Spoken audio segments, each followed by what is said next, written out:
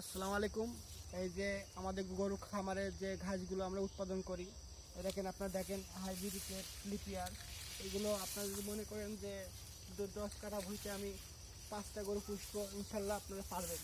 দেখেন এই সাইজগুলো দেখেন, এই গোছে অনেক বড় বড় গোছাই। আর এটা আপনার হলো ভিয়েতনাম।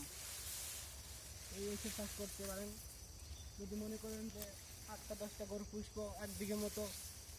লিপিয়ার ভিয়েতনামের এই ঘাসটা আপনারা করতে পারেন, চাষ করবেন, আপনারও খাবার অনেক সস্তায় হবে,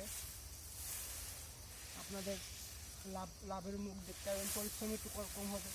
হয়তো বা প্রথম একটু আপনার কষ্ট করা লাগবে, এ চাষ করতে হবে। এটা যত আপনি কুবাবেন আর পানি দেবেন তত ভালো হবে। এই গুছা দেখেন, এই 3 দিনে এত বড় বড় গুছা হয়ে গেছে। দেখেন দেখেন কত সুন্দর সুন্দর। এই আপনারা গরু পুষলে মনে রাখবেন যে ঘাস আপনারা লাগানোর চেষ্টা করবেন।